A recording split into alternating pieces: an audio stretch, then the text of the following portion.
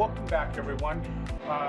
Thank you very much for your attention so far in this session or these training sessions. I appreciate it, and I hope that you're finding them both informative and helpful. In this section, we're going to talk about the credit industry itself. And it's important that you have this fundamental background or information regarding the industry, because a lot of your clients, they really have no idea. Everybody knows who Experian is. Everybody knows who TransUnion is. Everybody knows who Equifax is. But they really have no idea what they do, how they go about doing it, who they do it for. A lot of people have the conception and the belief that the industry is there to provide a service for the banking industry or the lending industry so that they can make good, sound judgments as they relate to lending people money. There's another segment of the population that actually believes that these organizations, or is under the impression that these organizations are actually a part or an offshoot of the federal government in some way, because they disseminate the information, they gather so much information. Experian happens to be the largest, Equifax now, I believe, is the largest data gatherer in the entire world of information on individuals. And they think that these are regulated, these companies are, they are regulated, but they think that they are almost an offshoot of the federal government in some capacity. So what I wanted to do is, in this section, is clear up some of these inconsistencies, these myths, and give you the information and data so that you're able to pass it along to the consumer when these questions come up. And as I mentioned earlier, in either the first or second training module, Jeff is going to ask me some questions and kind of guide us through, navigate us through this module in an interview type style. Great. Well, I think the first thing to do is take what you were just explaining and kind of let's dive in a little deeper and say, hey, what is the credit industry? Well, the industry itself consists of thousands of companies that are called repositories. They're small companies like CoreLogic, DataFile. Those are a couple of the larger ones, but they all are collectors, and they do it on a regional basis. Collectors of information, both personal, credit, and professional, in some case, business. And they dump that information or sell that information into the large credit bureaus. And in the case of businesses, companies like Dun & Bradstreet buy that information because Dun & Bradstreet is the premier company that gathers data for businesses, to help creditors that grant SBA loans, that grant business loans, commercial real estate loans, those types of things. Companies have what they call a Dun & Bradstreet, just like creditors or consumers have what they call credit reports. So these repositories are regional, and they gather information and they dump that information. They dump that into basically 3 bins. Those bins are TransUnion, Equifax, and Experian. And again, the story behind each one of them is way too long to go into and too detailed for this purpose, but maybe one day, when this pandemic lifts and we're able to sit down face to face, I can go over with you individually how each one of these organizations, but primarily if you look at them, they service various geographic regions of the United States. And that is by design, because that's how they started. TransUnion handles the Northeast and East. Equifax handles the Southwest and South, and Experian basically is its strongest west of the Mississippi River. All right? Experian got its start not as Experian, but as TRW. TRW was is still there. It's a huge company, but they sold off or splintered off their credit data service and formed Experian back in the mid to late 70s at that point in time. So that's the industry, and the industry serves, well, they would like you to believe that they serve the consumer by having all this data and providing this data so consumers can get loans and consumers can get underwritten for mortgages and the like. They would like to have you believe or have lenders believe that they serve the lending industry as a provider of accurate and truthful information. So banks, automobile financing companies, credit card companies, retailers, they can make educated decisions with respect to individual consumer accounts.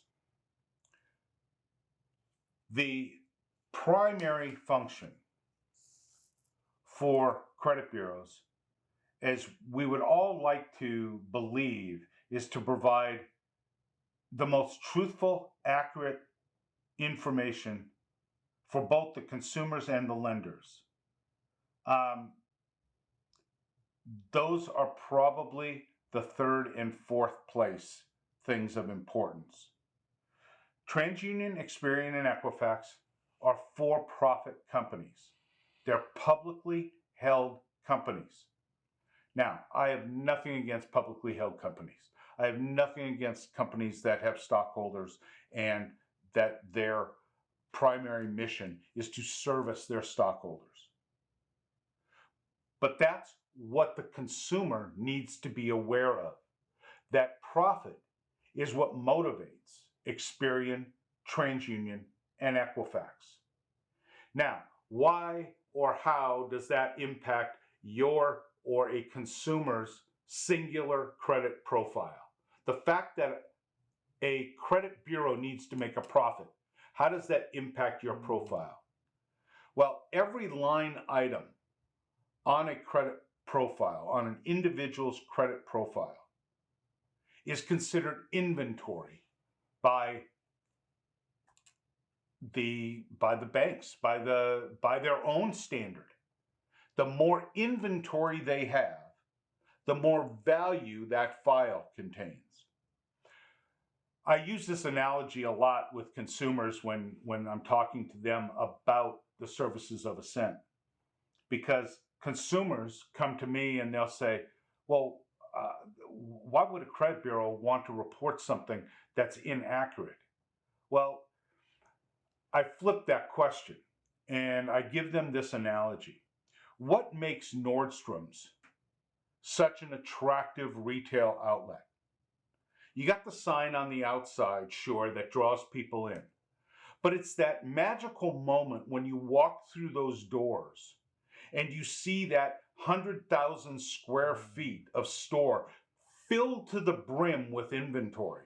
And you can buy anything that you want to buy in a Nordstrom's. If you want to buy something for your home, you want to buy something clothing-wise, if you want to buy nightwear, if you want to buy makeup, you can buy anything in that store. And people flock to that store for a number of reasons, but inventory is primary because if you want it, you can probably get it at Nordstrom's. Now, imagine walking through those big, nice double glass doors at a Nordstrom's and seeing 1/3 of the inventory that normally is in one of those stores. That would change our whole perception of it. Exactly. And you probably wouldn't be so inclined to go back there the next time you were depending on needing that perfect tie or finding that perfect dress or that perfect pair of shoes and matching purse, because you know the inventory just is not there. Well, the same thing applies to credit reports. Credit reports, every line item on that credit report is inventory. So the more inventory a file has, the more value that file is to the credit bureau. And you're defining a file as an individual. That's correct. Okay. Jeff Harrison's credit profile that Experian has on you. Believe me, Jeff, I don't know if you have a son or a daughter or what have you, but let's just assume for the sake of this video that you've got a 23-year-old daughter that is just getting started, okay? Just graduated college, and she's going out on her own. She's got her job, she's responsible, she's got her degree behind her now, you're a proud dad, okay? Okay. But she wants to go out and buy a car. I guarantee you, she's got a job now. Maybe she lives at home, maybe she doesn't. I don't know. But my point is, financially, she's responsible, okay? She's not going to get a $150,000 Mercedes, all right? She's looking to get a reasonable car. You want to know something? You're going to be getting a call in about 2 hours after she starts car shopping. And in more cases than not, because I've been there with my daughter, she's going to be crying. And she's not going to know why they won't give her a loan. Because she's done everything right. Well, she has no inventory. Gotcha. No one can make a decision. Now, Jeff walks through the door, and 17 pages later, on his credit profile, you got plenty of inventory. And at that point in time, we're just hoping, we being the finance company, are hoping that more of that inventory than not is positive inventory. So we can now give you the loan and tack your daughter on as a co-signer. They'll tell you you're the co-signer, but believe me, don't be misled by that, because you're the one they're coming after when that first payment is late. They're not coming after her. That's why you sign first. That's why your name is first on the registration. Her name may be on the registration, but it won't be first. So that inventory, they don't care whether it's accurate or inaccurate. Folks, that's an important statement. They don't care whether it's accurate or inaccurate. All they care is that it is reported. So as a result, those credit profiles that have the largest amount of inventory produce the greatest amount of profit. On an individual report, the profitability of any one report is very, very, very small. Credit bureaus deal in massive numbers. Over 1 million reports are pulled a day. 1 million reports are pulled a day for every reason that you can think of. But they make their money on volume. So when there's an error that, and we're going to get to this in a later module, or maybe later in the next module, about how credit repair actually works, for them to go and remove or investigate or validate or verify a specific piece of information is not cost effective to them whatsoever. So they really, when it gets down to it, aren't all that concerned about the credibility or the accuracy of the individual items. What they're concerned about is that they gather, retain as much data as they possibly can. So how does Ascent fit into this? Well, what Ascent does is we look at an individual's credit report and we act as an advocate for the individual. Now,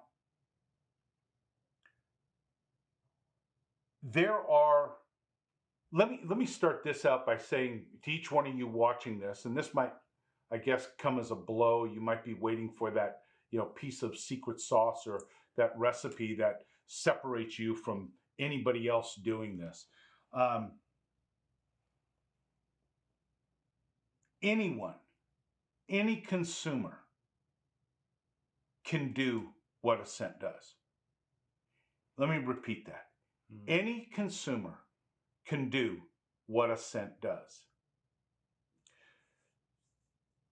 The issue and the problem is, and why consumers are not successful in doing what we do, is because there are very strict guidelines and protocol that come into play if you are a consumer and you want to dispute, question, inquire, investigate any item on your credit report.